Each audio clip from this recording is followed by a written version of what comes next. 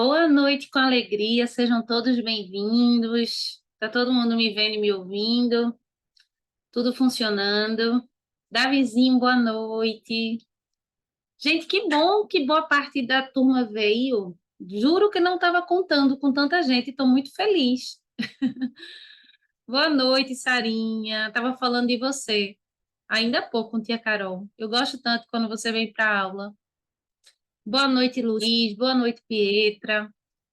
Estou felicíssima. Eu pensei que ia dar aula hoje para dois alunos, porque tem muita gente viajando já. Na turma da tarde, nem todos vieram. Eu dou aula também amanhã para a turma da Isolada. Eu também não sei quem é que vem, mas eu vou estar aqui presente.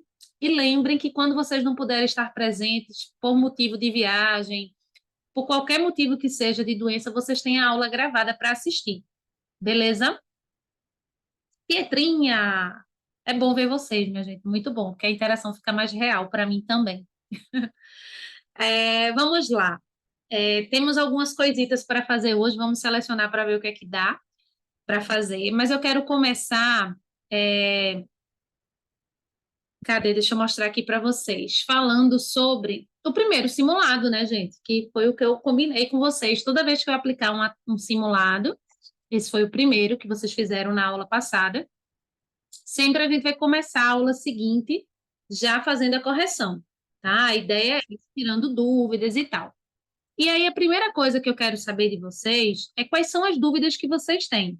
De todo modo, eu sempre me guio pelo próprio sistema.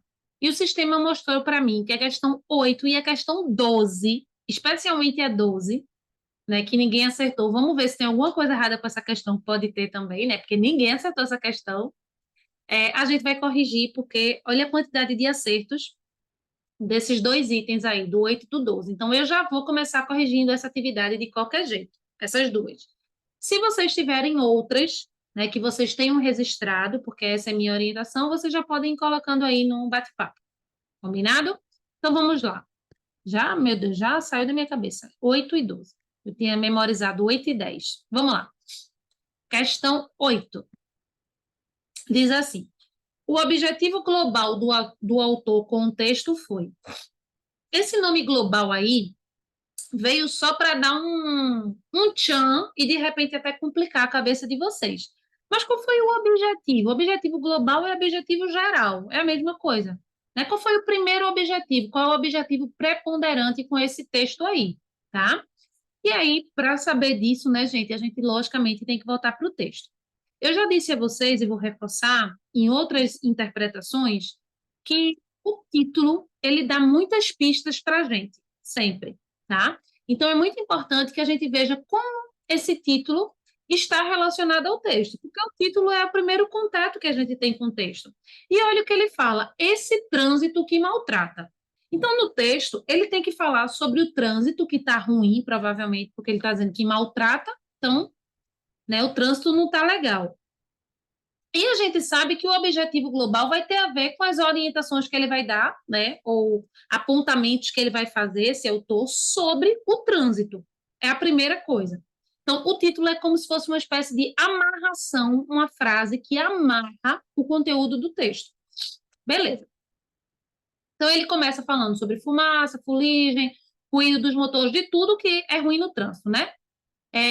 Carro e ônibus que andam lentamente, e assim é o trânsito nas cidades grandes. Principalmente nas primeiras horas da manhã. Acho que todo mundo aqui já passou por isso, não já, gente, do trânsito? De manhã, especialmente. Manhã e final de tarde. Final de tarde também. Nossa, minha Nossa Senhora. 5, 6 horas da tarde. Péssimo. Quando as pessoas se dirigem ao seu local de trabalho e no fim da tarde. Além do tempo perdido, o gasto excessivo de combustível e o aumento da poluição, esse trânsito maltrata as pessoas. A ansiedade de chegar logo causa acidez no estômago, ficar sentado muito tempo causa dores nas articulações, inalar poluentes da sonolência, dor de cabeça e problemas respiratórios. Todos são prejudicados. Os que estão confortáveis em seus automóveis, que são muito bons, né? E mais ainda os que estão espremidos no ônibus. Esse com certeza sofre mais, tá? E o principal responsável por esse sofrimento são os automóveis, que ocupam as ruas e avenidas das cidades. Que, na verdade, gente, não são os automóveis, são as pessoas que estão nos automóveis, que compram os automóveis e assim sucessivamente.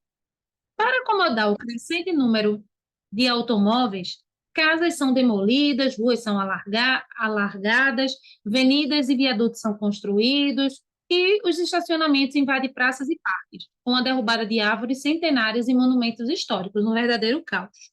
Vale tudo para dar passagem a esse Deus dos tempos modernos. Que Deus mesmo? Esses veículos, né? Você conseguir se transportar de um lugar para o outro de maneira mais confortável possível. Apesar de causarem tantos transtornos, os automóveis carregam menor número de pessoas que os transportes coletivos. Cada automóvel costuma circular com uma ou duas pessoas, enquanto o ônibus transporta, nas horas de movimento, até 80 passageiros em cada viagem.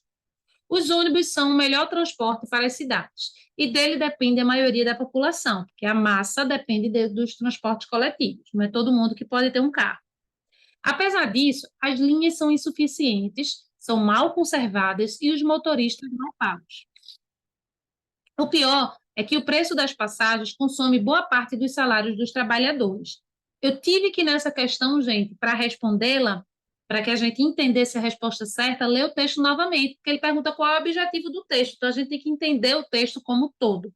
É um tipo de questão que o texto tem que ter ficado claro para você, tá?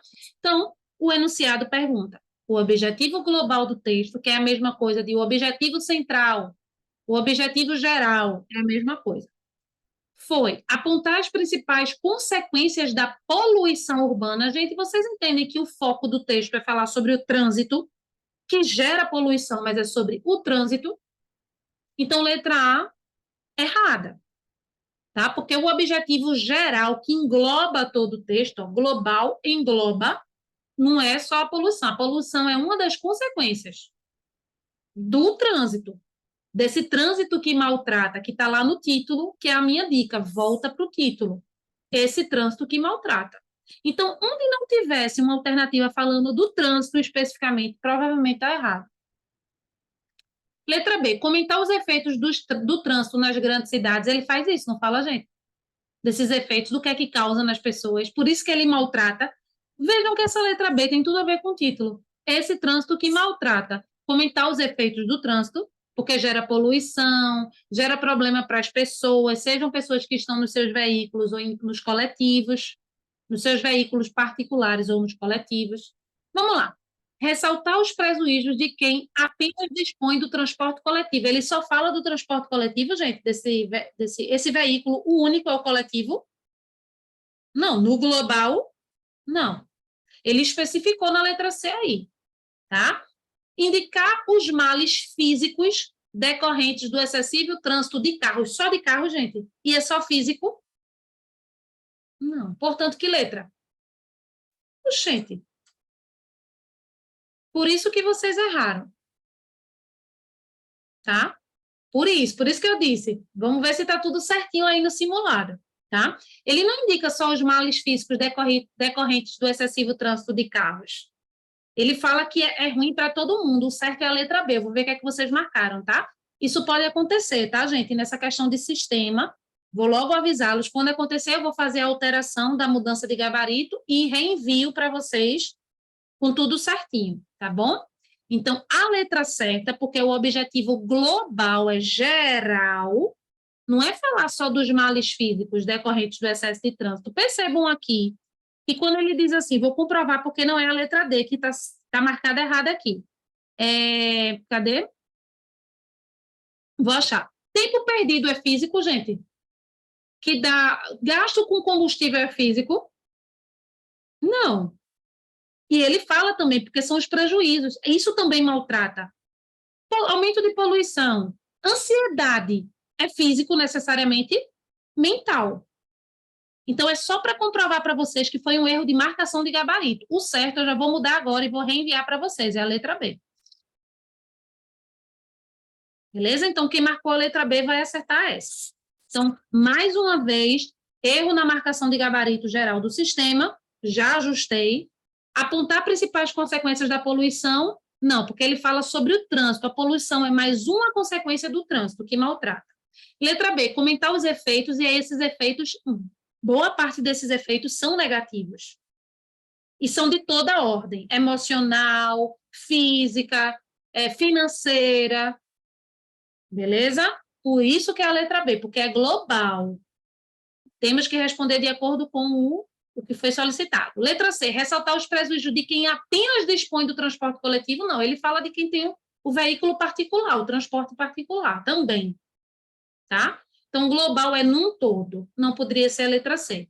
E letra D também não pode ser, porque ele não só indica os males físicos, decorrente do excessivo trânsito de carros, e não é só carros, é coletivos também. Então, a letra D não poderia ser, beleza? Oitavo, então, já foi. Foi o oitavo e o 12º. Por isso, todo mundo errou. Eu espero que tenha sido isso mesmo, que a maioria tenha colocado a letra B, tá? Eu vou já reenviar para vocês o gabarito correto. Tá, Sarinha. Gente, eu vou... Quem mandou o texto narrativo, né? A reconstrução do texto narrativo em parágrafos, quem mandou antes da data prevista, bem antes, eu já corrigi, já mandei por e-mail corrigida, tá? Eu acabei não falando isso aqui no início da aula. Quem mandou depois, mas dentro do prazo, eu vou corrigir ainda e vou encaminhar. Mas muita gente já recebeu a correção, tá bom? É só para reforçar. Bem, para quem chegou depois, que eu vi que muita gente chegou um pouquinho depois, estamos corrigindo o primeiro simulado, especificamente, saiu a questão 8, gente, daí, saiu. Então, era isso mesmo, vocês tinham colocado a letra B. Estava aparecendo aqui para mim como questão 8 e 12 erradas com frequência. Tá? Essas perguntas estavam aparecendo como erradas por frequência para vocês. Vamos ver a 12 se está errada também na marcação do gabarito. Pode acontecer, tá? Então, apareceu para mim 8 e 12. Se fora essas, vocês tiverem mais alguma questão que vocês queiram comentar, que vocês tenham dúvida, o momento é esse. É só ir colocando no bate-papo enquanto eu corrijo a 12, tá? Lembrem que todas as vezes que vocês terminam um simulado, uma atividade, eu digo, gente, resistem às dúvidas, na aula que vem eu vou corrigir. Esse é o momento de vocês trazerem, tá? Então, podem ir colocando. Quem tiver com dúvida aí já vai colocando no bate-papo, já já eu vejo. Vou para a questão 12, vamos lá. Oitavo já corrigimos na origem, foi o gabarito. 12. No 12 diz assim: pela compreensão do texto, pode-se concluir que, para o autor, o Deus dos tempos modernos é o... Está errado também. Gabarito errado, isso é bom, viu, gente? É o automóvel, gente. É o automóvel. Não é ele que manda. Vou mostrar lá no texto, só foi gabarito errado. Que bom! Vamos lá. Vou voltar lá para comprovar, tá? Isso pode acontecer, isso acontece nos melhores lugares. Vamos lá. Apesar de causarem tantos transtornos, os automóveis chegam. Cadê os automóveis? Carregam o menor número de pessoas que os transportes coletivos. Deixa eu ver se é aqui, gente, que tá. Deus moderno. Tá. Não, é aqui. Para acomodar o crescente número de automóveis, casas são demolidas, ruas são alargadas, avenidas e viadutos são construídos e os estacionamentos invadem praças e parques, com a derrubada de árvores centenárias e monumentos históricos. Então, está falando sobre o crescente número de automóveis circulando e os prejuízos que esse crescente número de automóveis circulando, causam. Aí ele diz, vale tudo para dar passagem a esse Deus dos tempos modernos, a esses veículos, a esses automóveis, que é a mesma coisa. Então, vale tudo para deixar esses automóveis ou esses veículos passarem. Portanto, 12º também estava com gabarito errado, letra C. Vamos ver como é que ficou lá, gente. Vamos ver como é que ficou lá. Deixa eu atualizar aqui, para ver se ele ainda aparece errado com frequência. Deu para entender a explicação, independente do gabarito? Errado? Tudo certo? Aparece como errado ainda. Consegue trazer a mesinha para cá? Só um minutinho, gente. Que estranho, está aparecendo aqui como questão errada com frequência ainda, 12, gente. Vocês não marcaram o automóvel, não? Vocês entenderam a explicação? Vão interagindo aí comigo. Questão 12, deixa eu confirmar aqui. Automóvel. Resposta correta, foi. Ainda aparece um erro aqui.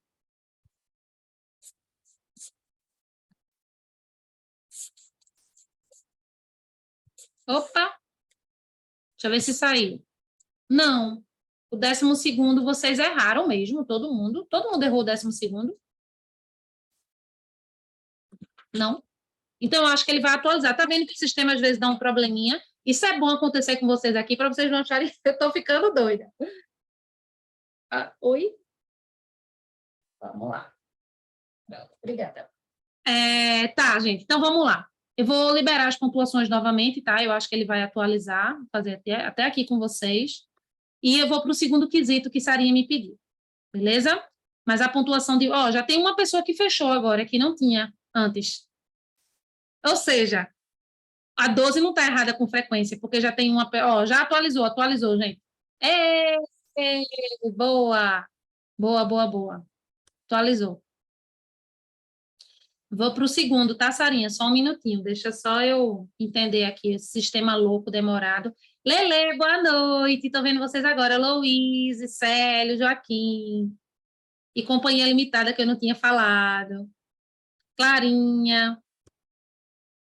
Só estou vendo vocês agora. A sala está lotada, que coisa boa. Travou, foi tudo aqui para mim, tanto que eu atualizei. Espera aí, viu, gente?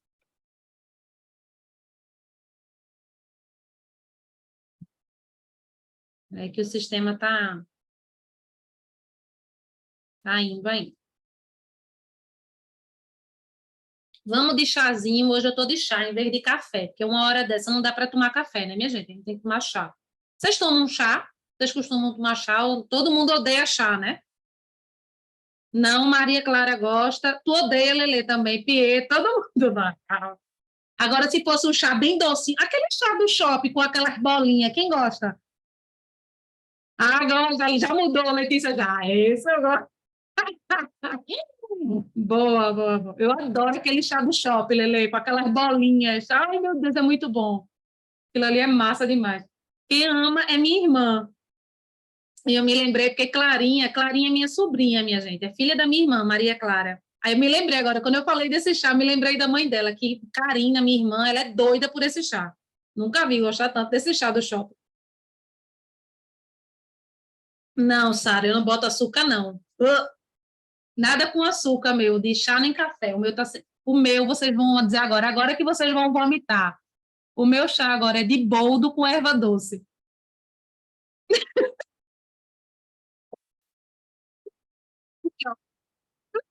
Uma cara de nojo. É sério, minha gente. Chá de boldo com erva doce. Acreditem. Bem, deixa eu voltar aqui, que eu já fugi um pouquinho, mas ele está atualizando ainda. Assim que ele terminar de atualizar, porque eu acho que eu não consigo nem corrigir assim. A gente corrige o segundo, tá? Eu vi que Sara colocou aqui o segundo e... Não, Sara colocou a 15, tá? E alguém colocou o segundo. Ah, Lele. Beleza, beleza. Vamos corrigir o segundo e o 15º, tá, gente? Deixa só essa... Eu vou fechar essa página aqui e vou abrir de novo. Enquanto eu faço isso, só quero me antecipar e dizer a vocês que a gente vai hoje finalizar aquele conteúdo que a gente estava trabalhando de intertextualidade. Eu vou dar um resumão e a gente vai finalizar com paráfrase e paródia. São os últimos itens de intertextualidade que a gente não estudou, e a gente vai entrar em assunto novo, que é elementos da comunicação, que é bem simples. E... Peraí, viu, gente? Deixa eu só abrir aqui. Elementos da comunicação e função da linguagem. Tá? A gente vai trabalhar esses dois assuntos hoje, vai começar pelo menos. Deixa eu ver se agora vai. Peraí. Foi. Deixa eu compartilhar aqui com vocês. Pronto, beleza. Não vou nem voltar lá em resposta. Vou corrigir o segundo, depois eu vou para o 15º, beleza? No segundo, diz assim. No segundo parágrafo do texto, a expressão atingir o máximo de matizes significa o artista, tá? Cuidado com a interpretação literal, certo? Porque matizes significa tonalidades, cores, no seu sentido denotativo, que é o sentido real.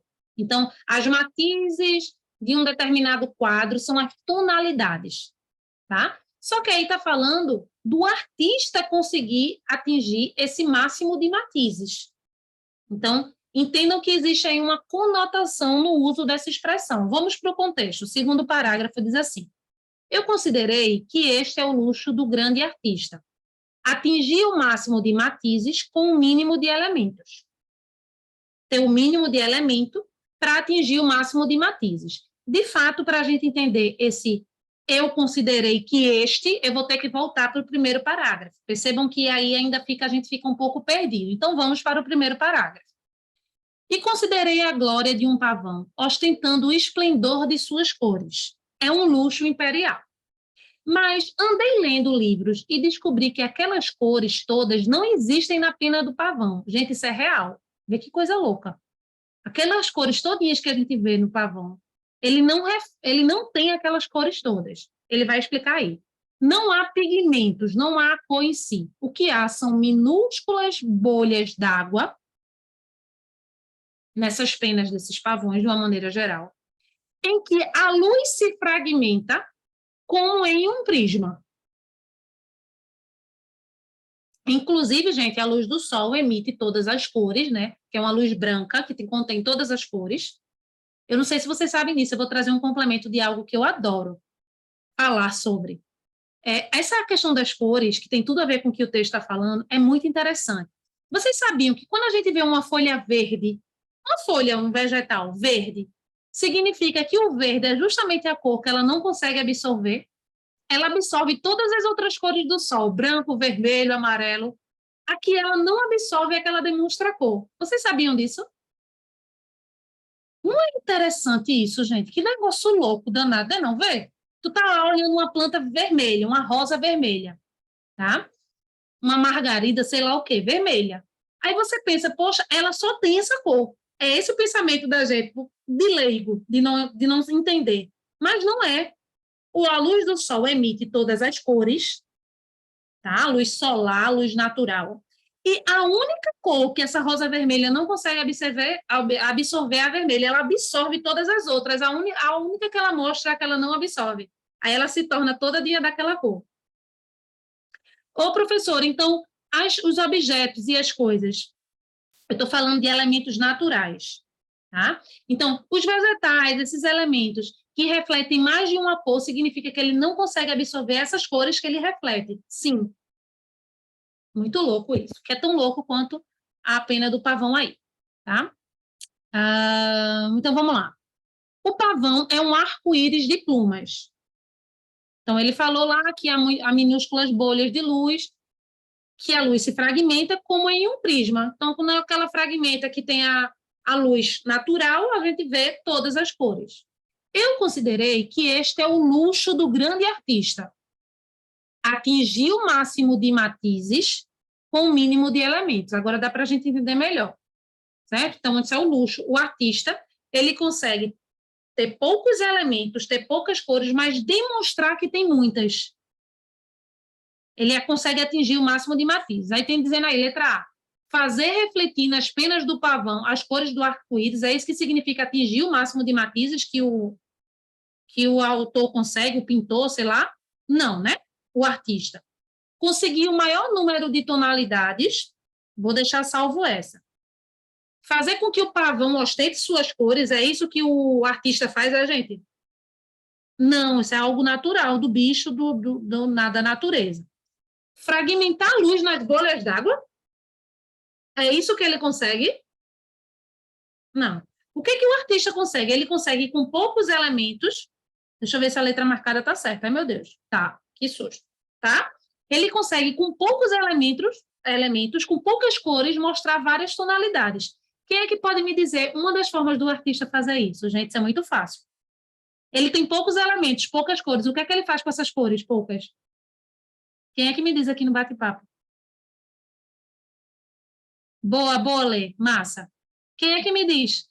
O que é que o artista faz? Eu tenho aqui a cor vermelha, branca, azul e amarela. O que é que eu faço para atingir mais cores? Boa, Sara. Mistura. Boa, Louise. Então, é isso que o artista faz. Ele brinca com as cores que ele tem e aí ele consegue projetar mais cores ainda. Tranquilo, gente? Tranquilo, segundo? Bem explicadinho aí para quem também possa ter ficado com dúvida? Beleza. Vamos para o 15º. Prioridade da nossa aula de hoje, correção do simulado, tá? A gente vai ver muita coisa, mas a prioridade é essa. Há uma relação de causa e consequência expressa na alternativa. Gente, isso é um tipo de questão que é certa que vai cair. Eu não vou dizer que em toda a prova cai, não, em português, mas é muito recorrente. É muito recorrente, tá? Vocês precisam ter claro essa relação de causa e de consequência, tá? Tudo que a gente faz na vida gera uma consequência, mesmo que a gente não espere por ela. Beleza? Eu estou tomando um chá e isso vai me gerar uma consequência. Isso pode me deixar melhor, ou seja, isso pode fazer com que eu me sinta ainda melhor, eu consiga ter bem-estar, ou não. Ou isso pode me gerar, Deus o livre, eu vou até bater na madeira, que não é possível que eu estou tomando um chá de boldo com erva doce, isso vai me fazer mal. Mas isso poderia me gerar uma consequência de eu ter um problema. Porque tudo na vida é assim. Se eu vou por um caminho, esse caminho vai me trazer consequências. Então, vocês precisam conseguir enxergar isso. Eu sei que vocês estão entendendo na minha explicação e que vocês conhecem o que é causa e consequência na leitura dos textos. Tá? Então, se eu, sei lá, se eu não durmo bem à noite, isso vai me gerar uma consequência.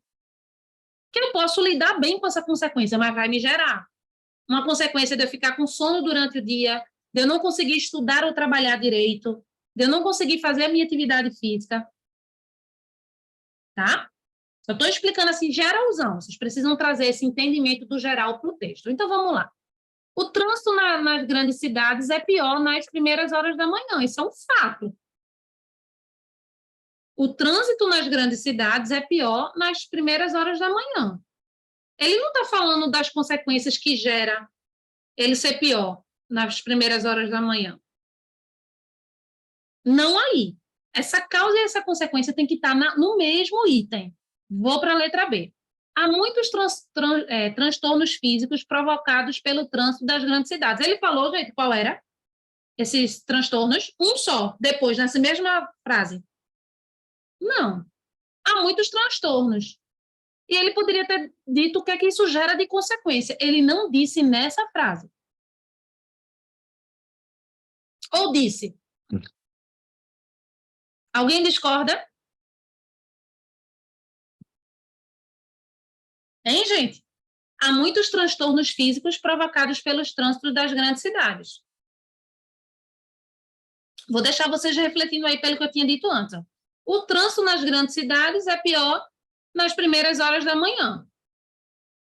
Cada automóvel costuma circular com uma ou duas pessoas. Fato, né? As linhas de ônibus são insuficientes e mal conservadas. E agora, gente? Cadê a causa e a consequência? Pelo que eu expliquei antes.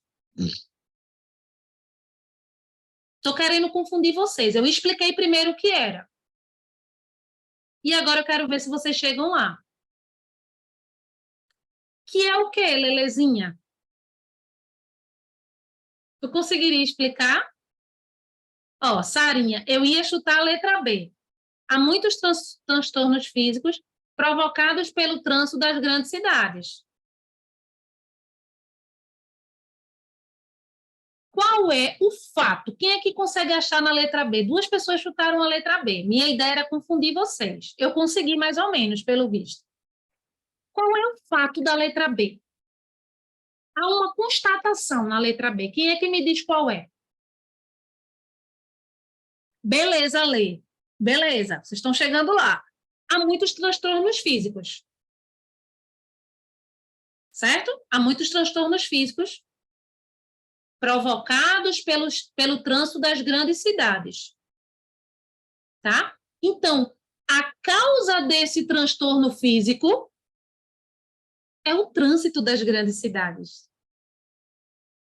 Era onde eu queria que vocês chegassem sozinhos. Eu confundi vocês em todas as alternativas. Tá? Há transtornos físicos, isso é um fato. E isso é causado por quê? Pelo trânsito das grandes cidades. Então, o trânsito das grandes cidades gera uma consequência, transtornos físicos. O que é que gera confusão nessa questão? A consequência veio antes da causa. Vocês estão conseguindo perceber pela minha explicação, gente? Tá? Então, vou inverter. O trânsito das grandes cidades, vou inverter a frase, tá, gente? O mesmo sentido. O trânsito das grandes cidades gera muitos transtornos físicos. Tranquilo? Então, o trânsito nas grandes cidades é a causa, é o motivo de haver transtornos físicos nessas grandes cidades. As pessoas passam por isso, tá? Então, a causa e a consequência, elas não vêm nessa ordem, não. Primeiro vem a causa, depois vem a consequência. E aí, ficou mais claro, gente? Ficou mais simples eu explicando assim? Tudo certo?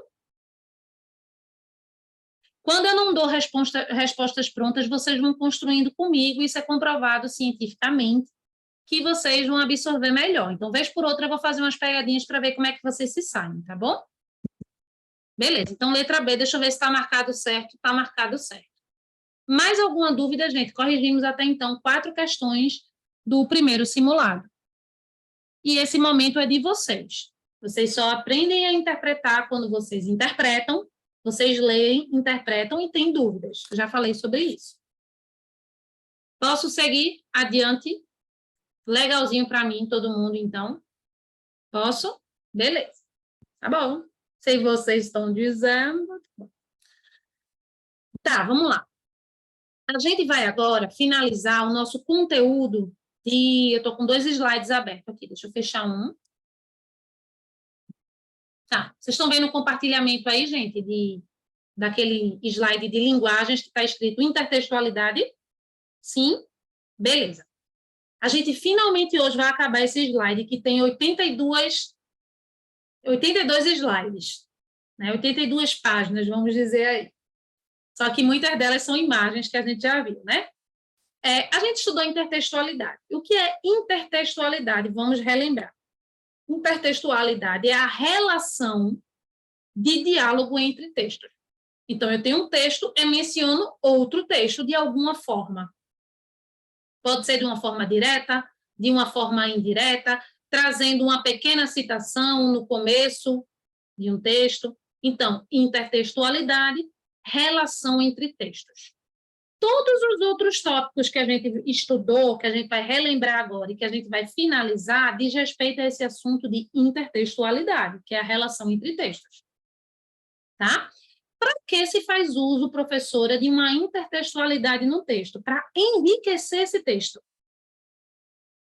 Tá? A gente vai se respaldar em grandes autores que escreveram textos, né, que para a gente são interessantes, e a gente vai trazer partes desse texto para o nosso texto. É essa a função, tá? De ter um ponto de apoio, de dizer esse texto aqui, eu estou falando sobre esse texto aqui, sobre esse autor aqui.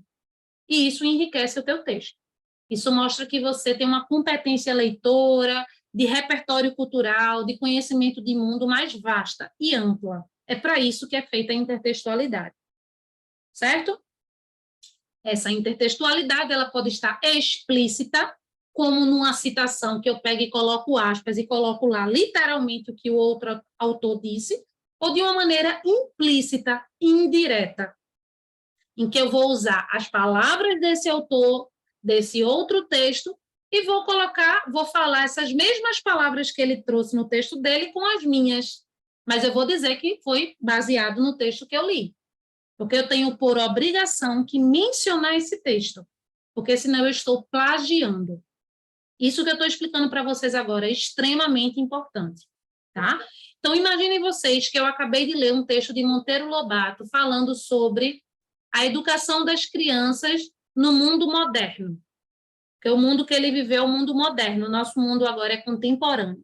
Então, Monteiro Lobato vai lá falar de um texto sobre a educação das crianças num contexto moderno, né, num tempo moderno, e eu vou trazer parte desse texto para o meu texto. Só que, em vez de eu transcrever literalmente, fazer uma citação direta, pegando a fala dele e botando aspas no meu texto, eu vou resolver colocar o que ele disse com as minhas palavras, mas mencionando que essa reflexão que eu estou trazendo no meu texto, eu tirei de Monteiro Lobato, do livro tal. Isso é que é uma citação indireta, ou implícita. Vocês estão entendendo, gente? Do contrário, a gente tem um plágio, e plágio é crime. Tá? Eu sei que normalmente vocês não dão essa importância para isso, especialmente quando vocês ainda estão nessas séries, né? Estão ainda na escola, mas na faculdade, plagiar é crime mesmo. Vocês vão ser adultos, inclusive, tá? Então, você não pode pegar um trecho de um texto e, mesmo falando com as suas palavras, mas algo que outro autor referendado disse, e vocês não mencionarem ele. Se vocês fizerem isso e publicarem esse trabalho, tal, que é muito comum na faculdade, gente, isso que eu estou dizendo para vocês. Vocês podem ter uma pena mínima, tá? Porque é crime, beleza? Então, isso é importante realmente que fique claro. Beleza, voltei lá, vou voltar aqui. Falei mais uma vez sobre o que é. Deixa eu tirar esse slide aqui. Tá. Aí a gente viu alguns exemplos aí de intertextualidade, a Mona Lisa, a gente viu por imagens, né, primeiro, tá? Vários tipos aí de Mona Lisa, ou seja, todas as outras Mona Lisas foram inspiradas no quadro Mona Lisa original, então é um processo intertextual. Esses textos estão dialogando com o texto original, que é uma imagem. Lembrem que a imagem é um texto não verbal. Ampliem esse universo do que é texto que a gente já trabalhou, e a gente não vai voltar nisso agora, tem aula gravada sobre esse assunto, tá? Então, cuidado para não, por exemplo, se pegar pensando, isso aí é texto, isso aí é uma imagem, um texto não verbal, beleza? Tá. Aí, deixa eu ver aqui, gente, isso é só o que a gente viu, vou para os conceitos. Aí a gente viu o conceito do que é uma alusão. Uma alusão é um recurso em que a gente faz uma referência de uma maneira indireta, implícita, tá? Implícita, que não necessariamente, por exemplo, se eu estiver fazendo algo, menção a um ditado popular, eu não necessariamente sei quem foi que escreveu aquele ditado popular, mas é algo conhecido normalmente por todo mundo. Então, para a pessoa entender aquilo que eu coloquei ali, ela tem que conhecer aquele ditado popular. Então, quando ele diz aí, ó, o mais bonito de todos era, sem dúvida, Narciso, meu filho e não outro. Aí, nesse caso, ele está fazendo apologia aí, né? Uma alusão a Narciso, que faz parte da mitologia. Mas eu poderia dizer, tá escrevendo lá meu texto, e dizer, quem ama o feio, bonito lhe parece. Mencionar isso. Gente, esse texto não é meu. Essa criação de frase não é minha, porque esse é um ditado popular, que significa, quando a gente ama alguém, mesmo alguém que é considerado feia na sociedade padrão que a gente vive, estereotipada, a gente acaba achando essa pessoa bonita. Eu acho que todo mundo já passou por isso. De ter achado no primeiro momento alguém bem feio ou feia, e quando conheceu melhor essa pessoa, depois repensou, disse, poxa, eu nem acho essa pessoa tão feia mais. Alguém já passou por isso na vida já aqui? Vocês? Deixa eu olhar para vocês. Já? Ou não? Vocês já passaram por isso, gente? Não, Joaquim? Nossa, vocês são uns santos. Eu já passei por isso, gente. De ter achado a pessoa bem feia, e isso eu estou dizendo fisicamente, tá? E depois que eu passei a conviver, a gostar da pessoa, eu achei ela mais bonita, assim, sabe? Fisicamente. Porque o interior influencia muito, certo? Então, eu quis saber só de curiosidade mesmo. Eu sou curiosa. Beleza. Então, a alusão é fazer menção, gente, de uma maneira, ó, recurso que faz referência a elementos presentes em outros textos de maneira indireta. Então, não é uma citação, é uma alusão, porque é uma coisa indireta, tá? Vamos lá. Aí ele dá aqui, ó, alguns exemplos. Esse computador, sem dúvida, é um presente de grego. A gente tem que conhecer esse termo presente de grego. Presente de grego não foi essa pessoa que inventou, ela está fazendo uma alusão a um termo que é conhecido popularmente. Isso é alusão. Ó, olha o outro. A grande arte é como um labor de joalheiro, ou bem de estatuário, tudo quanto é belo, tudo quanto é vário, canta no martelo. Aí a expressão labor de joalheiro é belo, Canta no Martelo aludem ao poema Profissão de Fé de Olavo Bilac. Mas para eu saber disso, eu teria que conhecer esse texto. Porque é uma alusão, porque é indireto. Tá? A gente viu tudo isso na aula anterior, só estou reforçando. Então, vimos no primeiro momento, mais uma vez, que a gente está estudando intertextualidade, e a primeira intertextualidade que a gente está estudando, mais uma vez, é alusão, que significa fazer uma menção de maneira indireta a outro texto. Beleza. Aí tem a citação. A citação, gente, é uma das que mais caem, quando cai esse assunto em provas, enfim, né, para conhecimento de vocês. E a citação, ela pode também ser direta ou indireta, só que na citação você tem que mencionar o autor. E qual é o texto? A diferença da citação para a alusão é essa. Tá? Na citação direta, o que é que acontece, gente? Vem as aspas lá, né? Vem o texto o trecho do outro texto com as aspas. Então, você não tem como não saber que você está citando. Tá? E a indireta, você pega o que você viu do autor e transforma em suas palavras, mas você cita esse autor. Então, olha o exemplo da indireta. Conforme Santana, que é o nome do autor, 2004, página 21. Então, é um livro de Santana, tá? Que normalmente a gente usa o sobrenome do autor, por isso que vocês estão vendo aí o nome Santana, tá? Do livro, que é de 2004, na página 21, aí ele coloca, o importante é que haja ensine, consequentemente, tal. Certo? Essa que vocês estão vendo aí, que eu estou mencionando, é a direta. E a indireta é, segundo Leite e Silva, a fala e a escrita não tem aspas. Você citou a autora, mas você vai pegar o que ela disse e vai explicar do seu jeito, baseado no que ela disse.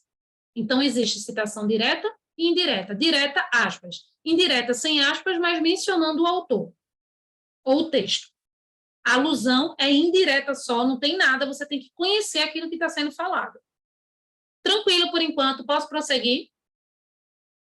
Posso? Beleza. Epígrafe é a mais fácil de todas. Epígrafe é um pequeno texto. Todo livro, todo livro, todo romance tem uma epígrafezinha.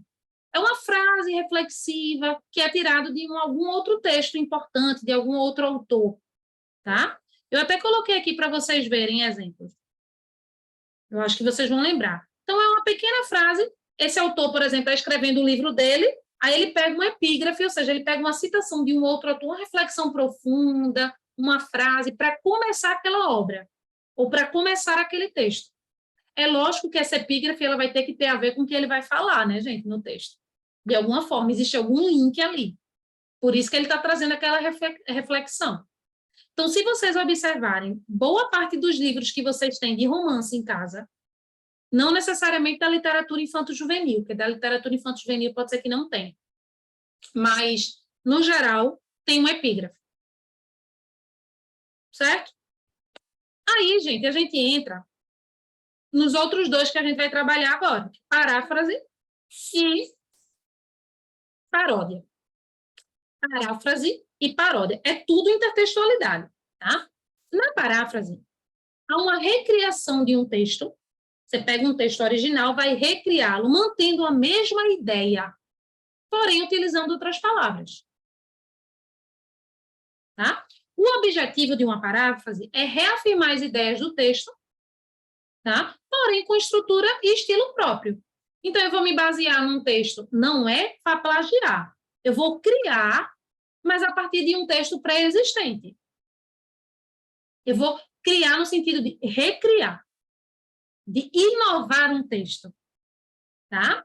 Olha exemplos para ficar mais fácil. Canção do Exílio é o texto, vamos dizer assim, primitivo, de Gonçalves Dias. Minha terra tem palmeiras, onde canta o sabiá. As aves que aqui gorjeiam, não gorjeiam como lá. Aí a gente vai ver a paráfrase agora ao lado. Europa, França e Bahia. Meus olhos brasileiros se fecham saudosos. Como era a mesma canção do exílio, eu tão esquecido de minha terra, ai terra que tem palmeiras onde canto sabiá. Tá? Então, ele segue ali o texto original, só que recriando com a percepção dele, porque ele está falando que o que aconteceu nesse texto de Gonçalves Dias? Gonçalves Dias ele foi exilado do Brasil, né? Foi um dos autores que durante o processo de ditadura tal, ele foi exilado. E aí ele morria de saudade do Brasil, né?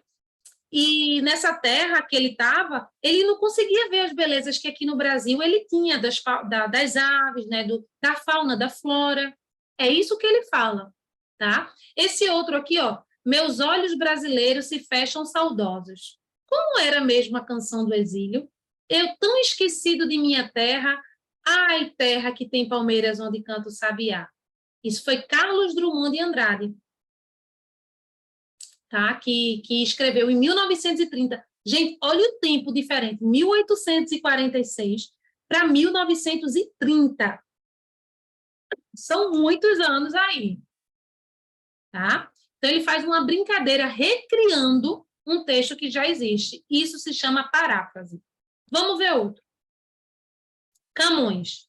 Amor é fogo que arde sem se ver, é ferida que dói e não se sente. Todo mundo conhece? Legião Urbana, inclusive, fez uma música, musicalizou esse poema, modificando algumas coisinhas. Isso poderia ser considerado uma paráfrase. Aí deixa eu ver aqui ao lado. Cadê? É aqui, ó. Ainda que eu falasse a língua... É exatamente a música, é a letra da canção dele mesmo, é a paráfrase. Então, tem a versão original de Camões e tem a que Legião Urbana parafraseou, fazendo a letra da canção. Ainda que eu falasse a língua dos homens e falasse a língua dos anjos, sem amor eu nada seria. É só o amor que conhece o que é verdade.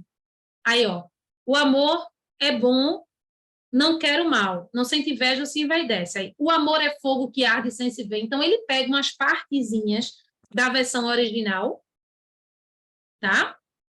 Mas recria todo o resto. Isso se chama paráfrase.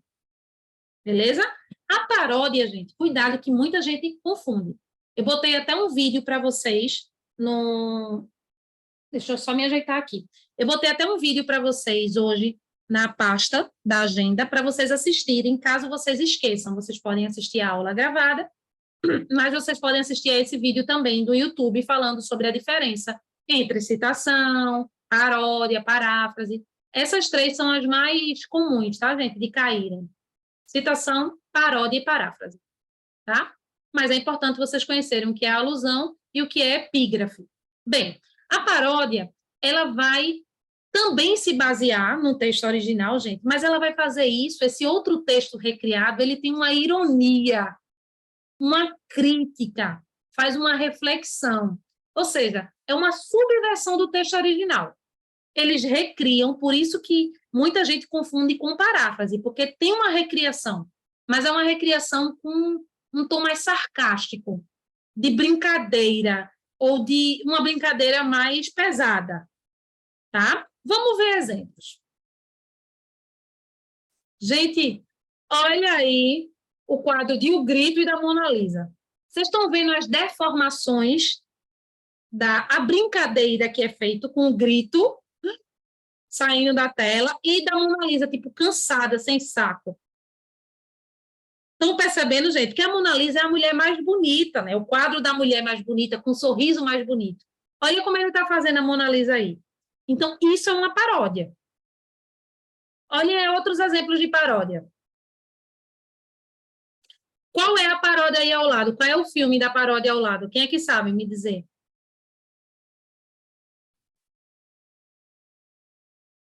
Quem é que me diz como é o nome desse filme aí, que é pesadíssimo, inclusive? Meu chá esfriou. Ninguém sabe, gente, o nome desse filme aí. Que tá, ó, primeiro que um tá falando sobre a MEC, né, sobre propaganda, o outro tem uma coisa meio de terror, né, meio sombria. No lugar da boca tem um sangue. Quem é esse... Gente, esse filme ganhou premiação, tal, não é possível. Jesus? Quem é que me diz, gente? Vou esperar vocês lembrarem.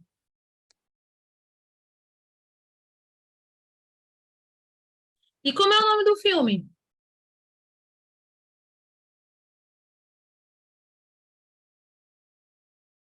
Sério? Deixa eu ver se vocês... Boa, Davizinho! Boa, garoto! Coringa, gente! Coringa! Coringa que mata! Vocês não lembram do filme de Coringa? Sério? Gente, Coringa é maldoso. É ele, ó, fica com esse sorriso assim, aquela coisa hein? Esquisita assim. Olha a diferença das imagens aí, né? Um tá falando de algo delicioso. Olha as perspectivas de cores, de tudo. Por isso que é uma paródia. Tá dando para entender agora? O cara no post é do Coringa. É o Coringa. É exatamente isso. E é um filme de terror, indiretamente, Sarinha. Coringa é um filme de terror. Porque, na verdade, é um filme de terror que é baseado em pessoas que são doentes, que sofrem muito, passam a vida, né, tentando agradar as pessoas, que sofrem bullying, porque o Coringa ele sofreu muito bullying. Ele passou por uns maus bocados, por isso que ele se transforma naquela pessoa tão ruim. Vocês chegaram a assistir Coringa? Coringa é muito pesado. Eu espero que a maioria não tenha assistido mesmo, porque é pesado, tá? É pesado esse filme. Eu acho que não tem indicação de idade para vocês, não. Inclusive, tá?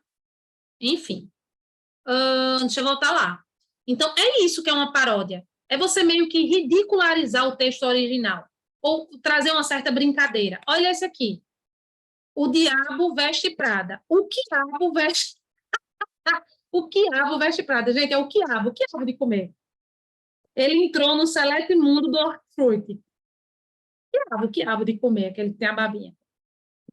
Tá? Então, isso é paródia. Ou vai gerar esse humor, essa graça, né? Porque vai haver uma distorção do texto original. E aí não tem como confundir mais paráfrase com paródia. Não dá, tá? Então, paródia é a releitura de uma obra já existente. A paráfrase também. Ela faz referência a uma obra já existente, né? Tem humor e ironia, na paráfrase não tem. Cria-se um novo significado. E a paráfrase não altera o sentido original da obra. A intenção da paráfrase não é alterar, é você recriar a partir da sua perspectiva de mundo baseada naquele texto. É bem diferente. Deu para entender, gente, assim, na explicação? Paráfrase e paródia? Eu vou passar uma atividade só para ver se vocês conseguem separar o que é citação, o que é paráfrase, o que é paródia. Tem 5 questões, tá? Do Wordwall, que é sobre intertextualidade. Vou liberar aqui, vamos ver como é que você se sai. Liberando em 3, 2, 1. Cadê? Foi, podem começar. Tem gente que está caindo que só. Espero que não estejam machucados, de tanto que estão caindo na aula aqui. Às vezes a internet dá isso mesmo, né? Eu estou esperando o resto das respostas de vocês, gente, mas eu acho que a maioria já terminou, tá? Eu acho que quem não conseguiu fazer foi quem está justamente caindo por conta da internet. Então, vamos lá, né? Por conta do tempo. Beleza, Louise, acontece. Isso aconteceu comigo hoje, na turma da tarde. Eu estava dando aula na turma da tarde. Simplesmente, minha gente, meu computador desligou todo. Eu acho que ele tirou a conexão aqui do cabo de energia e desligou. Simples assim, eu tive que ligar tudinho, entrar de novo na aula, todo mundo esperando, porque todo mundo ficou na aula. Acontece, tá? Tá tranquilo. Beleza, vamos lá, vou comentar, Sarinha. Fica tranquila, deixa eu atualizar aqui para ver se as respostas chegaram. Louise vai fazendo aí, tá? Se quiser botar no mute, Louise, por enquanto, vale a pena, tá bom? Porque eu vou comentar agora a questão. Bem, as questões. Pietra e Lelê fecharam, parabéns para as duas. Davizinho quase chegou lá e ficou em terceiro, certo? Vamos comentar os erros de vocês, que é o que importa para mim. No primeiro quesito, fazer uma referência indireta, mencionar vagamente, ó, vagamente. É o que, gente? A gente viu, é o quê? A alusão. Tá? Tia Laís, é porque quando eu li fazer uma referência indireta, eu já imaginei a citação indireta. Imaginou errado, porque ele diz mencionou vagamente, ou seja, distante, sem mencionar autor, o texto. Então, não confunda, vão reforçar a alusão com citação indireta. Porque na citação tem que haver menção do autor e do texto, seja ela direta ou indireta. Na alusão, não necessariamente. Você vai falar de algo que é conhecido, uma expressão que é conhecida, tá? Algo de algum texto que ficou famoso, e aí você não vai mencionar o autor, por exemplo, você só vai mencionar uma expressão desse texto. Isso se chama alusão. Esse aqui muita gente errou. Menção direta, mesmo que em discurso indireto. Citação. Mas me confundiu, menção direta, mesmo que com discurso indireto. O que é um discurso indireto? Eu vou fazer uma menção direta a um autor, mas o meu discurso vai ser indireto, porque eu vou pegar a fala desse autor e transformar na minha, gente. Então, qual seria especificamente essa citação? Indireta, mas é citação do mesmo jeito. Menção direta é menção de onde eu tirei. E discurso indireto é que eu vou falar com as minhas palavras o que foi dito pelo autor. Tá? Retomada de um texto em outro com um objetivo humorístico, crítico ou irônico. A gente acabou de estudar que é o quê? Paródia. Que tem a intenção de ironizar, subverter. Título ou frase que é colocada no início de um texto, que serve de tema para outro assunto ou de resumo. Epígrafe. Você coloca lá essa frasezinha reflexiva, né? Uma frase ou um título, antes de começar o texto. Tá? E, por último, uma reescrita de um texto ou passagem usando outras palavras. Paráfrase, você reescreve usando outras palavras, que são as suas palavras, são as suas percepções de mundo. Gente, mesmo errando com a explicação tranquilo, revisitem o material, beleza? Finalizamos intertextualidade. Fizemos agora 1 hora de aula, não é isso? Que a gente vai até 7h30. Então, eu vou dar um intervalo, já que eu terminei bem na hora do assunto, intervalo de 10 minutos, a gente volta com novos assuntos e novas atividades. 10 minutinhos.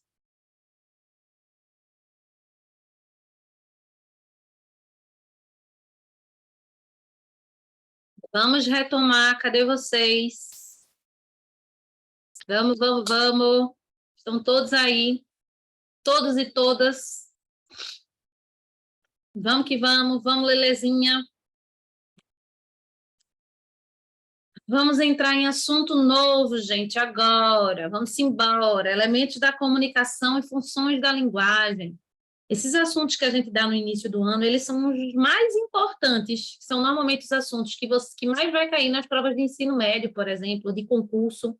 Cai muito, gente, muito. Quando eu digo concurso, eu digo concurso do ensino fundamental para o médio, ou vestibular seriado, tá?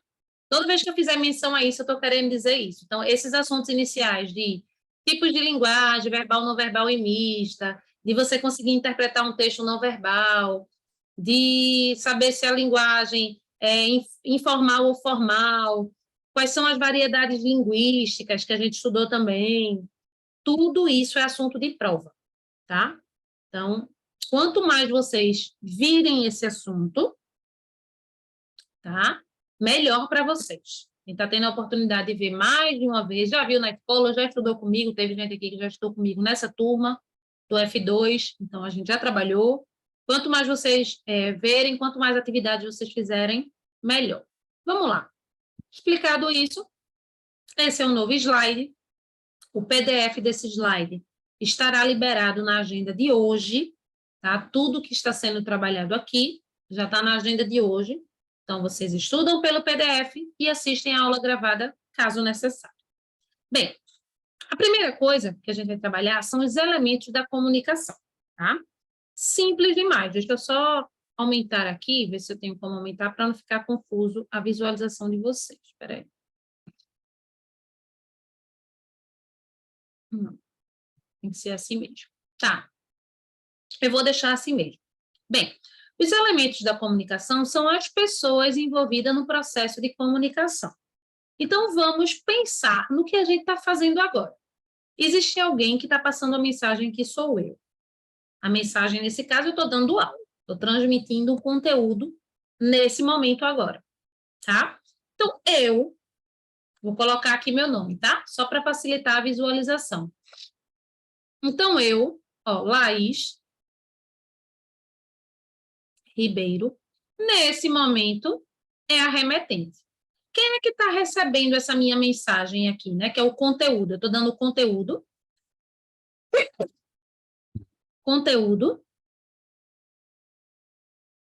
de funções de linguagem e elementos da comunicação. Eu vou botar conteúdo gramatical, que é o que eu estou fazendo aqui. Estou passando essa mensagem para vocês, beleza? O destinatário são vocês. Eu vou botar aqui, ó, alunos F2.2. Por enquanto, tranquilo, gente? Toda vez que eu estiver explicando assim, que vocês tiverem alguma dúvida, podem perguntar. Levantem a mão, vão no bate-papo, beleza?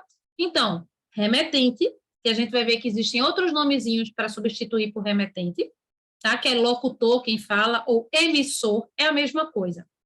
Remetente, emissor, locutor, dá no mesmo. É aquele que está passando a mensagem. É aquele que está passando a mensagem, tá? Existe a mensagem, que é o conteúdo que está sendo dito. Pode ser só uma informação, pode ser uma narração que a pessoa esteja levando para o outro, né, contando algo que aconteceu com ela para o outro. Existe quem recebe. O destinatário aí pode ser chamado também de receptor, porque do mesmo jeito que existe o emissor, como remetente, existe o receptor, tá? São os nomes mais comuns, ou é remetente destinatário, ou emissor receptor, mesma coisa. E eles estão, isso aqui que eu vou dizer é algo importante, mas não faz parte dos elementos da comunicação, preste atenção. Esses dois aqui, ó, gente, que é o remetente, o destinatário, o emissor e receptor, eles estão num processo de interlocução, isso cai muito.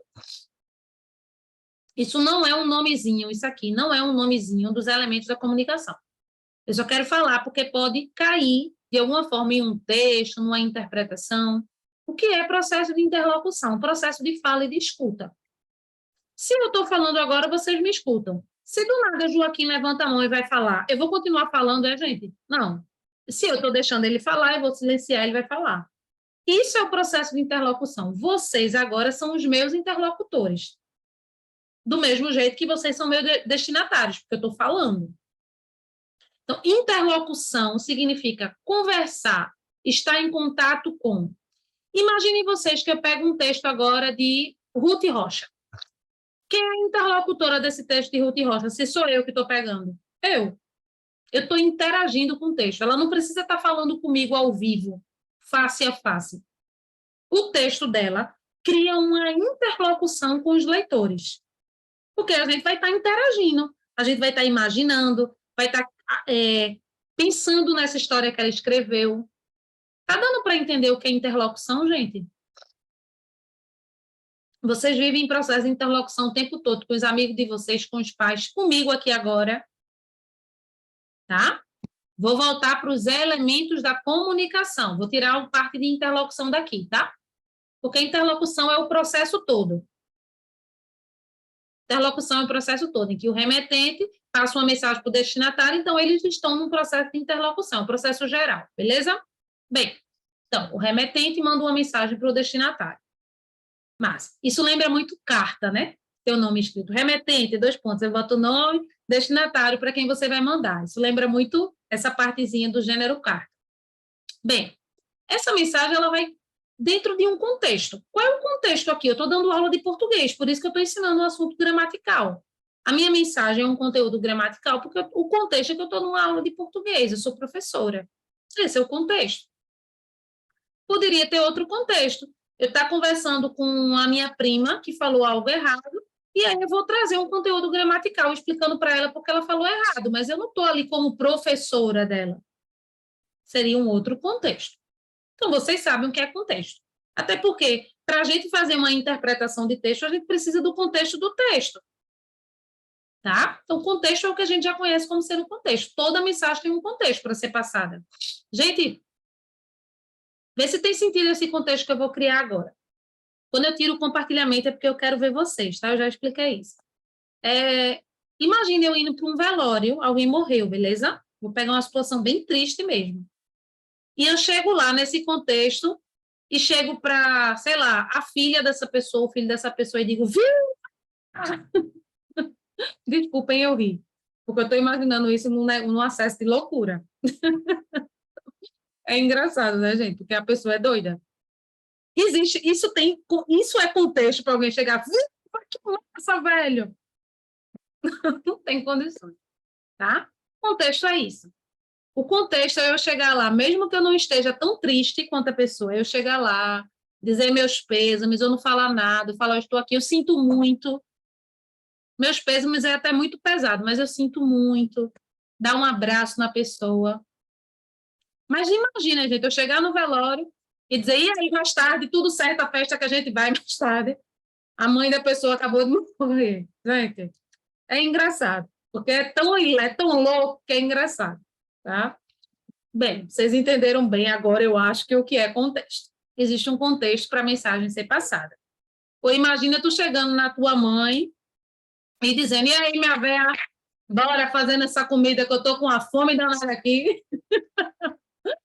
Bora. Aí tua mãe faz, mas eu tô cansada, passei o dia trabalhando, e eu quero lá saber, eu quero comer. Gente, esse contexto é uma lapada na cara, né? Não. No mínimo, no mínimo, tá? Então, eu estou exagerando em situações assim, brincando, mas é para que vocês fixem que existem contextos, situações, para que determinadas mensagens sejam passadas. Você até pode chegar para um amigo seu, uma amiga, tirando onda, como vocês dizem, né? E dizer assim, bora, passa essa comida aí, não sei o quê, eu quero lá saber que está cansado, eu quero não sei o quê. Aí você brinca. Então, esse contexto cabe de amizade e de brincadeira. Você não pode trazer essa brincadeira para dentro de casa com pessoas mais velhas, com seus pais. Então, o contexto é isso. Beleza, então vimos 4 elementos já. Remetente, que é aquele que passa uma mensagem para o destinatário, que pode ser chamado emissor e receptor. A mensagem continua sendo mensagem e é passada dentro de um contexto. Essa mensagem, ela tem um código, tá? Que código seria esse? O sistema pelo qual você passa essa mensagem. Eu, por exemplo, estou passando conteúdo gramatical pelo código da língua portuguesa, que é a língua que a gente fala. Poderia ser a língua inglesa. Vamos supor que somos todos surdos mudos. Eu ia ter como usar a língua portuguesa, gente? Qual seria o código? Libras. Beleza? Simples assim. Então, código. Eu poderia, por exemplo, a gente está numa situação, vou criar um contexto, mais uma vez. A gente está numa situação de risco. Eu estou trazendo contextos bem traumáticos, mas é porque dá para a gente visualizar bem. E a gente tudo foi sequestrado, Deus o livre, todo mundo bate na madeira aí, por favor. Todo mundo junto aqui foi sequestrado do nada agora. E aí, nesse sequestro, ninguém pode falar, porque os traficantes lá, né, os sequestradores, que é traficante também, estão tudo ameaçando. Se você já abrir a boca, não sei o que, falando um monte de coisa.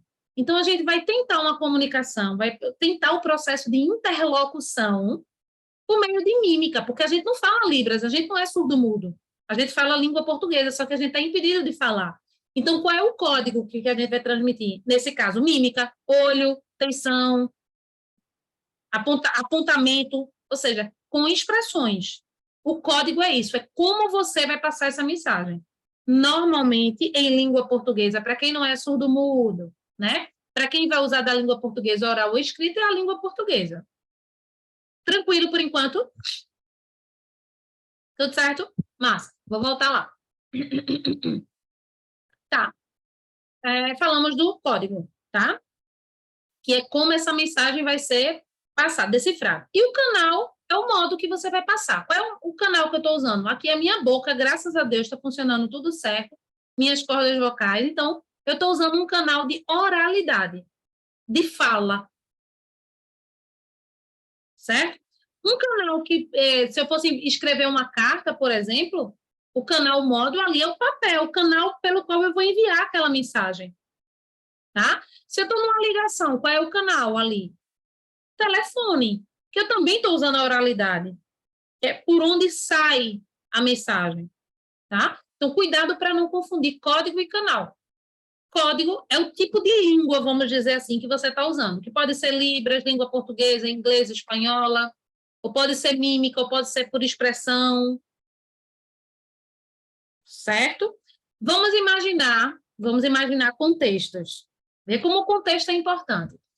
A gente tem uma mensagem sendo passada para a gente agora está num espetáculo de dança. Todos nós da F2.2 estamos num espetáculo de dança, tá? Uma dança contemporânea que vai transmitir uma mensagem, a gente só vai saber indo lá. O remetente é quem vai estar lá dançando, beleza? Vai estar passando essa mensagem para a gente e a gente, eu, professora Laís Ribeiro e os alunos da turma do F2.2 somos os destinatários. Certo? A mensagem a gente vai ter que ver lá, qual é a mensagem que está querendo ser transmitida, mas pode ser que no meio dessa dança, a transmissão da mensagem é que a gente deve ser empático, que a gente deve se colocar no lugar do outro, que a gente deve ter compaixão pelo outro. Eles vão fazer isso, os dançarinos se abraçando, ou alguém passando por um processo no meio da dança, tá, gente? Por um processo muito triste, outra pessoa chegando lá abraçando e os dois saem rodando, dançando. Isso é uma dança contemporânea, prestem atenção, dança é texto, porque existem os textos não verbais, eu já falei isso para vocês e estou repetindo sem parar. Isso é questão de prova. Vocês tendem a pensar que texto é aquele padrãozinho, escrito, um monte de parágrafo. Não. Texto é tudo que passa uma mensagem, tá? Então, criei um contexto. Estamos lá no espetáculo de dança, os dançarinos são os remetentes, nós somos os destinatários que estamos na plateia. A mensagem que eles estão querendo passar é isso, sobre empatia, cuidado com o outro e tal. O canal que eles estão fazendo isso é por meio do corpo, tá? E o código é a linguagem corporal. Chega a ser bem parecido aí, por isso que eu estou enfatizando os dois. Porque eles não estão falando na dança, eles só estão dançando. Então, o código, eles não estão falando. Então, não tem língua portuguesa, não tem Libras, não tem nada. O código ali é a linguagem corporal, é o que o corpo faz. Então, se ele chega, tem uma pessoa lá triste, amuada assim, acorcorada, e ele chega, abraça a pessoa e os dois saem dançando, e essa pessoa vai ficando feliz, vai ficando bem, ela está usando da linguagem corporal, que é o código. Ela não está usando a língua portuguesa, é a linguagem corporal. E o canal que ela está usando para passar essa mensagem é o próprio corpo. O corpo humano, o corpo físico. E aí, gente, está muito viajado para vocês ou deu para entender? Deu? Estou tentando criar situações as mais diversas. Hoje eu estou boa, viu, de criar contexto, porque não é sempre que eu estou assim, não. Quem já é meu aluno sabe aí que eu sou péssima de exemplo, já sabem, né? Eu fico, meu Deus, peraí, calma, que eu quero dar um exemplo e não chego lá, tá? Mas hoje está fluindo aí os contextos e os exemplos. Bem, explicado isso, vamos ver se vocês entenderam mesmo. Vou passar a atividade agora de elementos da comunicação, só de elementos da comunicação, e depois a gente entra em funções. Ai, meu Deus, funções da linguagem. Acabei de tirar aqui, sem querer. Tá, vamos lá. Não tem problema errar, tentem fazer com o que eu acabei de explicar e a gente vai corrigir. Podem começar. Acabei de liberar. Gente, tempo mais do que suficiente para essa atividade, eu preciso continuar. A gente ainda tem uma interpretação de texto bem curtinha para vocês fazerem já lá no finalzinho da aula, mas a gente ainda tem o restante do assunto, então eu preciso continuar. Célio, não tem problema. Eu queria ver se esse usuário do Zoom era você mesmo, tia, mas eu já imaginava. Tudo certo. É Clarinha mesmo, vice Carol. Beleza, beleza, Célio, sem problema, tá? Também, se não conseguir fazer agora, você pode fazer depois, tá certo? Quando tiver esses problemas assim, para não atrapalhar o fluxo da aula, para você não perder o conteúdo, tá bom? Bem, deixa eu compartilhar aqui com vocês. Deixa eu atualizar. Foi. 6 pessoas, por enquanto, responderam. Pódio ficou assim. Davizinho fechou. Parabéns.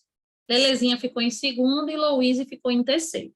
Tá? Lembrando que eu sempre vou ver os 3 primeiros lugares, porque é um jogo, pódio e tudo mais. Mas o que conta são as dúvidas. Beleza? Como se chama aquele que transmite a mensagem? Ainda teve uma pessoa que errou, né? É o emissor ou transmissor. Né? A gente pode chamar também de remetente. Tem vários nomes, mas é quem está remetendo, enviando. Emissor. Emissor significa emite. É o primeiro, inclusive, dos elementos da comunicação. Primeiro de tudo, tem que ter alguém que passe alguma coisa para alguém. em que existia uma pessoa para estabelecer a comunicação com outra. Então, essa pessoa que vai começar passando a mensagem, emissor, ou remetente, ou transmissor, ou locutor, tudo a mesma coisa, tá? Aqui não teve nenhum erro. O que é código nos elementos básicos da comunicação? É a forma como a mensagem é transmitida, né? Então, código é a língua portuguesa, a mensagem vai ser transmitida pela língua portuguesa, pela linguagem corporal, por libras, pela língua inglesa, francesa, espanhola, tá? Então, é a forma como a mensagem é recebida, a gente não tem como se garantir como a mensagem vai ser recebida, porque isso depende só do receptor. É quem transmite a mensagem, isso é o emissor, não é o código. Senha para abrir um cofre, gente, critério de eliminação, certo? Senha para abrir um cofre, tranquilo? Eu espero que sim. Aí aqui, linguagem é... Cadê? Aqui. Linguagem é a capacidade do homem de se comunicar por meio da própria língua. Tá? A forma de falar de cada pessoa, não, existe uma linguagem universal, né, gente? Seja no Libras, para quem é surdo-mudo, seja na língua portuguesa, para quem fala essa língua, tá? Então, a capacidade do homem de se comunicar, é a capacidade do homem de se comunicar, tá? É a comunicação realizada apenas por gestos? É a capacidade do homem de se comunicar através só da escrita? Não, percebam que o que está errado nesses outros itens é que eles restringem, né? Um fala que é só por gestos, outra fala só que é pela escrita, outra é a forma de escrever formal e informal, ou seja, só escrita de novo. Não, gente. A linguagem inclui a oralidade também. Então, tem muitas casquinhas de banana. A resposta completa é a letra C, vamos dizer assim, que é a terceira resposta de cima para baixo, tá? É a capacidade de o homem se comunicar por meio da própria língua. E aí cada homem vai ter a sua língua. Se eu sou surda-muda, eu não vou falar a língua portuguesa, eu vou falar Libras, tá? Enfim. Aí aqui, ó, o primeiro elemento da comunicação, quem é que inicia o processo comunicativo, gente? O emissor, que podia estar escrito aí o emissor, o remetente, o locutor. Locutor tem a ver com fala, por isso que normalmente é usado ou emissor ou remetente. Porque locução, ó, fala, tá? Mas também pode acontecer de ser sinônimo, de cair, locutor. É aquele que transmite, é o primeiro. Tem que ter uma pessoa que vai falar para se passar uma mensagem para alguém, tá? O conjunto de sinais escolhidos pelo emissor, que são usados no processo comunicativo para a transmissão da mensagem, é o quê? O código. Qual é o código? Língua portuguesa? Linguagem corporal? Libras? Tá? Os sinais aí são as palavras da língua portuguesa, gente. Carta, WhatsApp, celular são considerados como canais físicos e virtuais da comunicação. São os canais pelos quais eu vou passar a minha mensagem. Eu posso passar a minha mensagem falando ao telefone, celular, ou numa carta escrevendo, ou pela minha própria voz, boca, né? A fala, seria a fala. A boca, quando eu falo isso, gente, é a fala. É o meu canal. O meu canal de sala de aula para passar a mensagem para vocês é a fala, é a oralidade. Que eu faço isso através da minha boca, inclusive. Beleza? O assunto que é tratado no conteúdo que compõe a mensagem é chamado de... Não podia ser mensagem de novo. Teve gente que colocou mensagem, mais uma vez. É que compõe a mensagem. A mensagem ela vem dentro de um contexto. Tá? Essa mensagem tem um contexto para ser passada. Tá? E esse contexto é que vai determinar esse conteúdo. Como eu disse a vocês, tem algum sentido eu chegar no contexto de um velório e chegar dizendo viva, massas, feliz? Não na cultura aqui do Brasil, né? Em outras culturas de outros países até daria. Tem gente que faz festa no velório. Aqui não. Então, isso vai determinar o conteúdo da minha mensagem, o contexto. Gente, tranquilo depois da explicação, mesmo quem errou. Alguma pergunta? Alguma pergunta? Não, então posso prosseguir, certo? A gente vai ver brevemente, a gente não vai conseguir terminar hoje, tá? pelo horário que eu estou vendo já avançado, mas a gente vai continuar nesse PDF na aula que vem. A gente estudou os elementos da comunicação, é o primeiro assunto. Nesse slide tem 2 assuntos. E agora a gente vai ver as funções da linguagem. Professora, a primeira coisa que poderia surgir aí, né, de pensamento na cabeça de vocês. Por que você está trabalhando esses 2 assuntos juntos? Porque eles estão interligados. Cada função da linguagem se respalda, tem relação com um elemento da comunicação. Então, a função fática vai se basear em um elemento da comunicação. A função referencial vai se basear em outro elemento da comunicação e assim sucessivamente. Que é isso que a gente vai ver aqui. Por isso que a gente trabalha os 2 conteúdos no mesmo momento, porque eles têm tudo a ver. Primeiro, a gente entende como é que as pessoas se comunicam. Por isso que o nome do assunto é Elementos da Comunicação. Quais são essas pessoas envolvidas nesse processo de comunicação? Então, existe quem fala, quem escuta, que a gente chama de emissor, receptor, e entre eles está passando uma mensagem. Esse emissor passa uma mensagem para esse, né? Que está dentro de um contexto, que é passada por um canal e que tem um código. Em resumo, é isso. Então, a gente primeiro entende como é que se dá o processo de comunicação, para depois entender quais são as funções dessa comunicação, que a gente chama de funções da linguagem. Certo? Vamos lá. A gente tem, ele vai primeiro fazer a correlação. Então, o remetente, que a gente pode chamar de emissor, locutor, é quem elabora a mensagem. A gente já viu isso nos elementos da comunicação, tá? É aquele que vai passar a mensagem, beleza? Então, imagine aí numa palestra, que essa daí poderia ser eu. Esse homem aí poderia ser eu. Eu estou falando para várias pessoas aqui com vocês. Vocês são muitos, eu sou uma só. Tá? Então, essa pessoa que está aí no centro, de frente aos computadores e das pessoas, ela está passando uma mensagem. Tá? Preste atenção, vamos construindo aqui. Então, ele só está relembrando aqui nos slides, porque vocês vão ter tudo destrinchado. O destinatário é quem vai receber. Então, essas pessoas da plateia estão recebendo essa mensagem. Tudo que a gente já viu. Aí a mensagem em si é o texto, que pode ser verbal, não verbal, pode ser oral, pode ser escrito, tá? Aí vamos imaginar que a mensagem que aquela pessoa ali estava passando para a plateia, falando sobre a determinação, da importância da determinação, de você ter determinação na sua vida. Então, a determinação de hoje é o sucesso de amanhã. Essa pessoa está transmitindo essa mensagem lá, tá, gente? É um exemplo, tá? Então, o contexto é o assunto que perpassa o ato comunicativo. Então, existe um porquê está sendo falado aquilo ali. Ele está palestrando sobre isso, tá? Então, é uma palestra, é um momento de reflexão, de humor, é uma palestra aquilo ali. Esse é o contexto. É uma palestra que tem o intuito de motivar. Por isso que a mensagem é falando sobre determinação. O contexto, vou voltar, é esse. Uma palestra. Tá? E a mensagem é falando sobre a determinação. Só para a gente finalizar. Então, existe o canal, o meio pelo qual a mensagem é difundida, é divulgada, certo? Então, podem existir vários tipos de canais aí, vocês estão vendo. O canal pode ser uma mensagem que vai ser enviada pelo computador, que aí vai ser pelo e-mail, pelo WhatsApp, pelo Instagram, pelo Facebook, enfim, tem várias formas, né? Eu estou falando aqui dos mais modernos. Essa mensagem, ela pode ser transmitida pelo canal do jornal ou pela rádio, beleza? Tem várias formas. O código é o conjunto de sinais que a gente vai passar essa mensagem, tá? Tanto o locutor quanto o interlocutor, que é aquele processo de interlocução. Tudo é o processo de interlocução, tá? Beleza.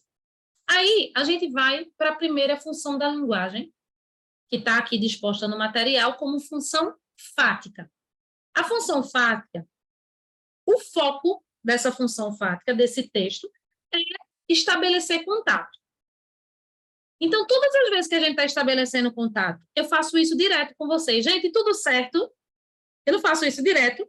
Tudo certo? Vocês têm alguma dúvida? Isso é a função fática.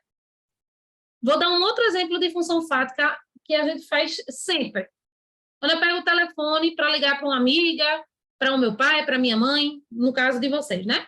E aí você faz alô, Tu já sabe que tu tá ligando pro teu pai, pra tua mãe ou pra tua amiga, na verdade, mas tu faz a primeira comunicação, estabelece alô, para saber se a pessoa tá do outro lado. Tu até já sabe para quem tu estás ligando. Isso é a função fática, porque você quer ver se a pessoa que está no processo de interlocução, ela está ali, ela está prestando atenção. Tudo certo, gente? Posso continuar? Beleza? Vocês estão entendendo, gente, o que eu estou fazendo agora? Função fática. Tudo certo? Beleza. Aí vocês fazem tá ou não, né? Enfim, isso é a função fática. Então, a ênfase da função fática é no contato, tá? Olha o exemplo aqui. Olá, tudo bem? Gente, vê se isso não é pura função fática. Muitas vezes a gente procura falar isso não para saber se a pessoa está bem mesmo, mas para estabelecer uma comunicação. Imagina se toda vez que a gente falasse oi, tudo bem, a gente quisesse saber exatamente se a pessoa está bem. Imagina você no corre-corre indo para algum lugar. Oh, tá tudo bem, a pessoa faz, eita, não tá não, deixa eu te contar a minha vida como tá. Você já imaginou uma situação assim? Tu apressado. Aí tu pensa, eu só perguntei por educação na tua cabeça. Aí a pessoa, tá, não, tô no dia péssimo. Vem cá, deixa eu te contar, aconteceu isso, aconteceu isso. Gente, vocês já imaginaram se todo mundo fizesse isso? Se todo mundo fosse verdadeiro? Eu encontrasse Luiz no meio da rua. Opa, Luiz, tudo bom, meu amor? Ela pode estar num dia péssimo, pode estar num momento horrível. Ela vai dizer, tudo, professora. Não é assim que tende a ser? Normalmente é assim. Mas imagina isso. Tá não, professora, tá muito ruim. Olha, na escola eu tô ruim. Estou dando um exemplo só, viu, gente? Na escola eu tô ruim, tá acontecendo isso, aconteceu um problema lá em casa. E eu pensando, meu Deus, eu não perguntei para saber dessas coisas. Porque a função fática, a meu intuito quando eu digo, opa, tudo bom? Olá, quanto tempo? É estabelecer comunicação. É louco, né, gente, a gente pensar nisso, da comunicação, se as pessoas fossem verdadeiras. Me digam aí, se não ia ser uma loucura. Se tudo que a gente perguntasse, querendo saber do outro, mesmo, verdadeiramente, ele dissesse, a gente ia passar a não perguntar mais, eu tenho certeza que a gente ia fazer isso. Bem, então, a função fática, vamos lá, voltar. Função fática, foco, a ênfase é no contato. Oi, alô, tudo bom? Certo? Ou tudo certo? Olha um outro função fática aí. Oi, Calvin, como vai? Ó, como vai? Tudo bem? Ele não quer saber exatamente como vai. Ele está esperando que a pessoa diga, tá tudo bem. Como vai? Uhum. Belo dia lá fora, não? Tudo isso é função fática. Tá? Uhum. Quando a gente está falando com a gente, uhum, você está querendo dizer, eu estou entendendo, prossiga. Quando alguém está contando uma história, olha, tu sabe daquilo que... Aí você faz, uhum, uhum. Tem até gente que é bem chata, né, gente? Que fica, sem parar. Uhum. Só parece que fica do começo ao fim. Dá uma agonia danada. Eu não sei se vocês já passaram, tiveram essa experiência. Que tem gente que nesse processo de interlocução, gente, repete o que você fala. Vocês já viram o finalzinho? Vocês já encontraram pessoas assim? Que tipo, eu tô falando aqui. Aí eu digo, mas tá tudo bem, né? Tá tudo bem. Aí ela pega o finalzinho da tua fala e repete, com tudo.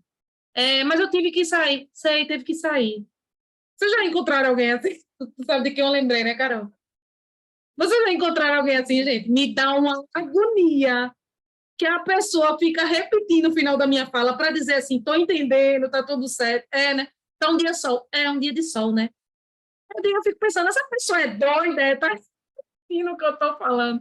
Minha gente, eu fico doidinha com isso.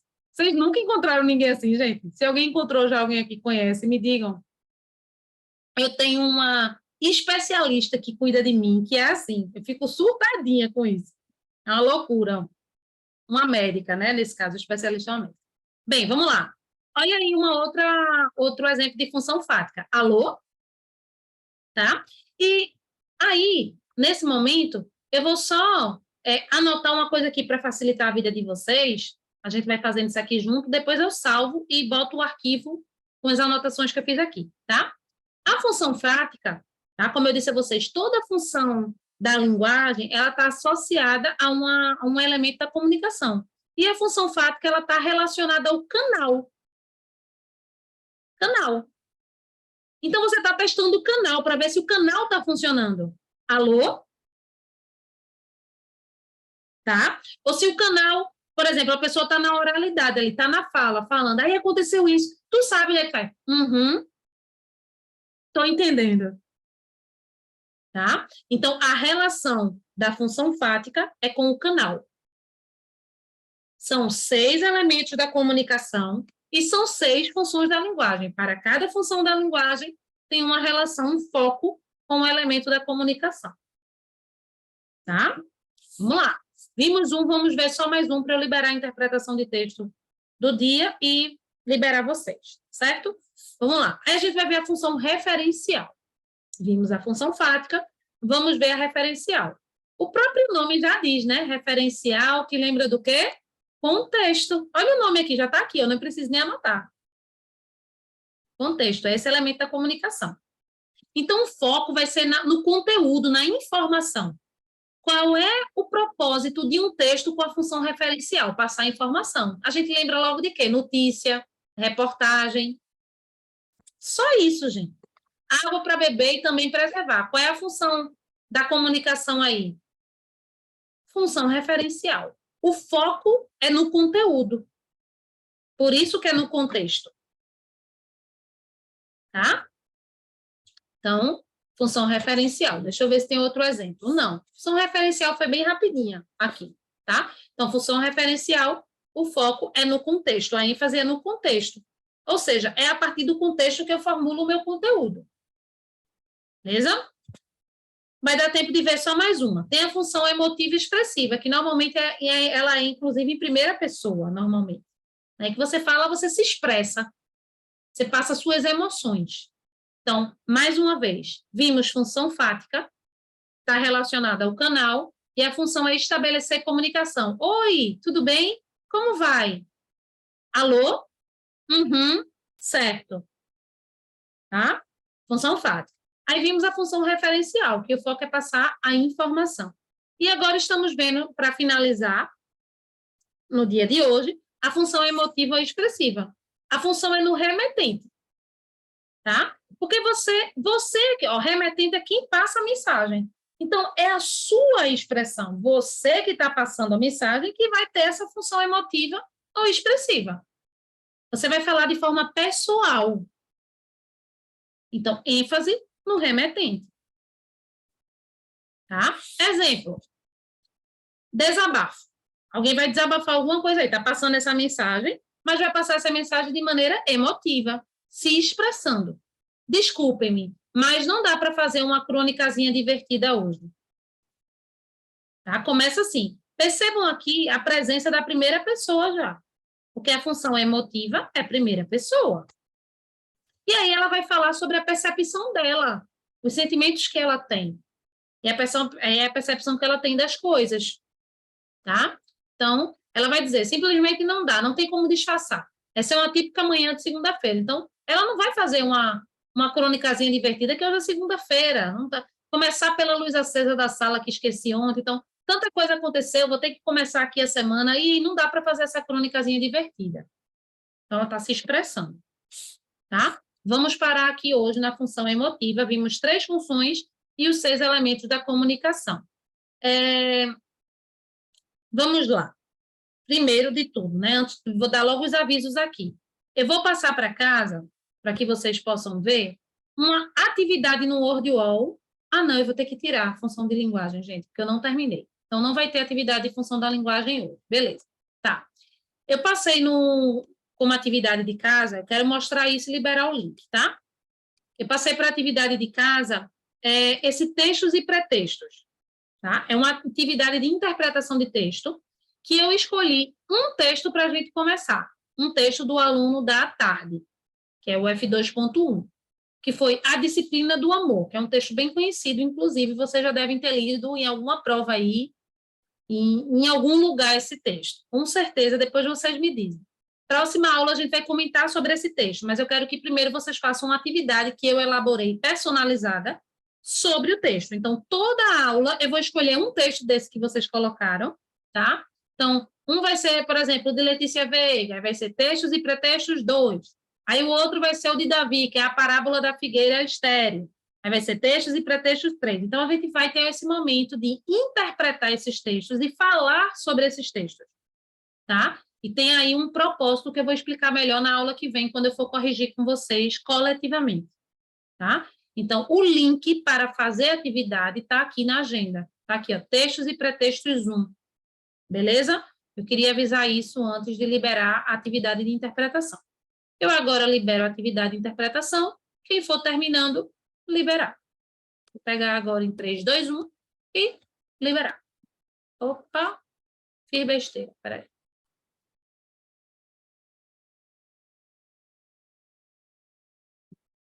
Foi. Podem começar, gente. À medida que forem terminando, me avisem e de 8 horas eu fecho e espero as respostas de vocês. De 8 não, de 7h30. Meus amores, estou aguardando as respostas de vocês. Enviem agora, depois, né? 5 minutinhos no máximo aí. Não deixem de enviar. Não fechem agora e saiam, tá? E até quarta-feira que vem. Um beijo. Bom feriado para vocês. Beijo, beijo.